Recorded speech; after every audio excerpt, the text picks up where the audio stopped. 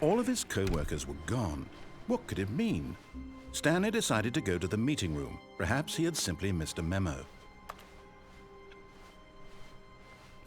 Stanley went around touching every little thing in the office, but it didn't make a single difference, nor did it advance the story in any way. When Stanley came to a set of 2 open doors, he entered the door on his left. This was not the correct way to the meeting room, and Stanley knew it perfectly well. Perhaps he wanted to stop by the employee lounge first, just to admire it. Wow, yes, this room. What a beauty. But eager to get back to business, Stanley took the first open door on his left. And so he detoured through the maintenance section, walked straight ahead to the opposite door, and got back on track.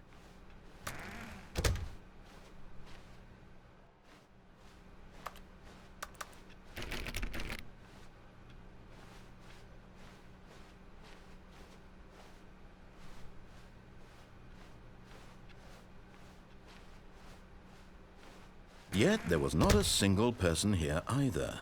Feeling a wave of disbelief, Stanley decided to go up to his boss's office, hoping he might. Coming to a staircase, Stanley walked upstairs to his boss's office.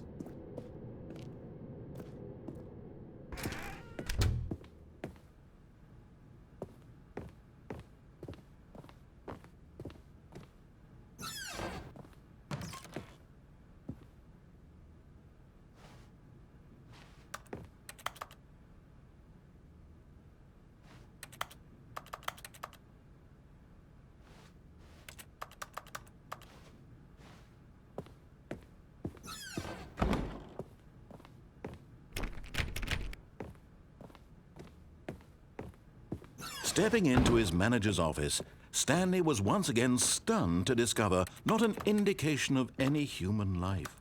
What could it mean? Stanley wondered aloud to nobody.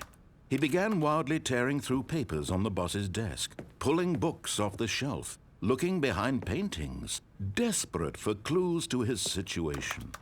But his attention was caught by a keypad behind the boss's desk. What could its purpose be? In fact, this keypad guarded the terrible secret that lay buried below his feet. And so the boss had assigned it an extra secret PIN number, 2845. But of course, Stanley couldn't possibly have known this. Yet incredibly, by simply pushing random buttons on the keypad, Stanley happened to input the correct code by sheer luck. Amazing! He stepped into the newly opened passageway.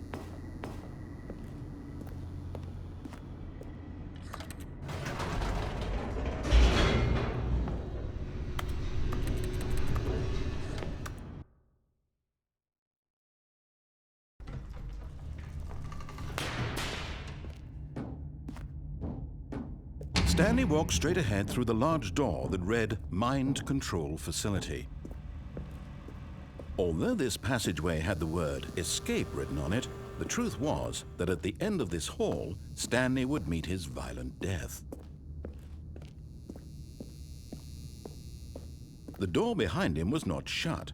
Stanley still had every opportunity to turn around and get back on track.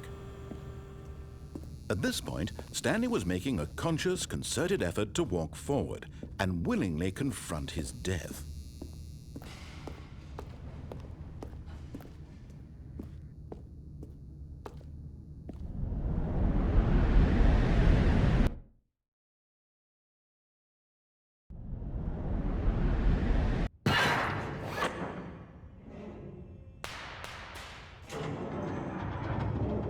As the machine whirred into motion and Stanley was inched closer and closer to his demise, he reflected that his life had been of no consequence whatsoever.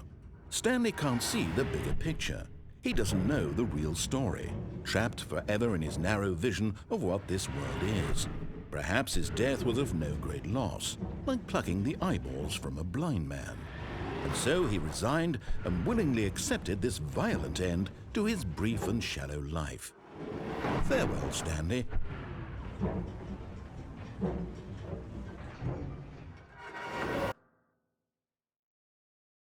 "Farewell, Stanley," cried the narrator, as Stanley was led helplessly into the enormous metal jaws. In a single visceral instant, Stanley was obliterated as the machine crushed every bone in his body, killing him instantly.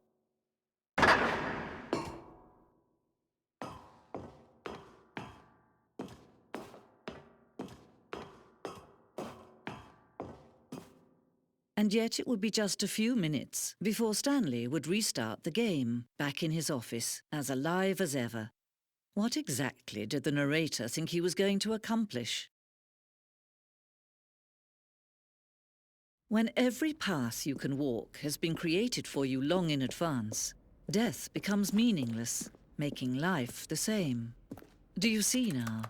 Do you see that Stanley was already dead from the moment he hit start?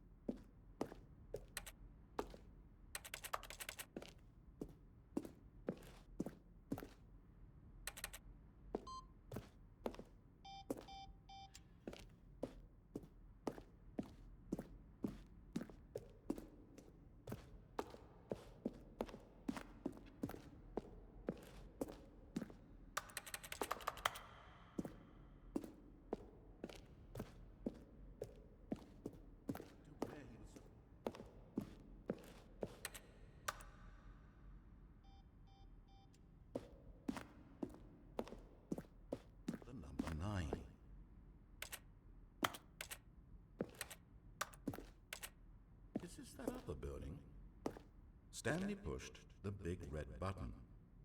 Nothing there? Shoot. Well, try the other one then. Stanley stood on the roof.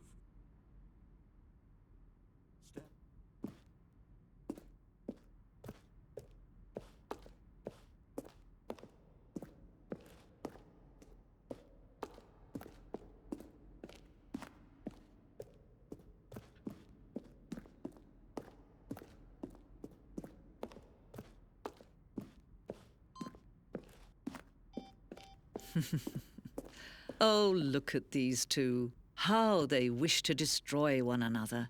How they wish to control one another. How they both wish to be free.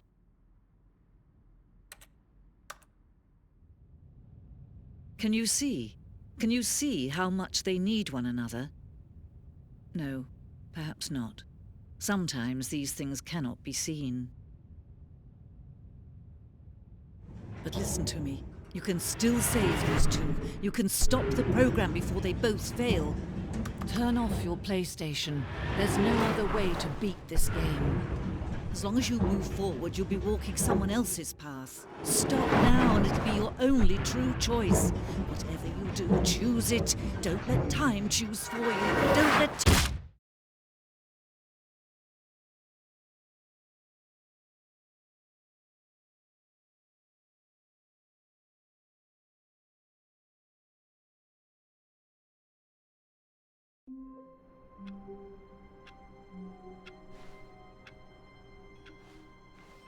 All of his co-workers were...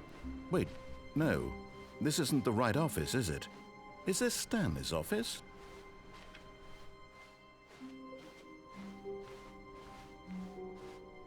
When Stanley came to a set of 2 open doors, he entered the door on his left.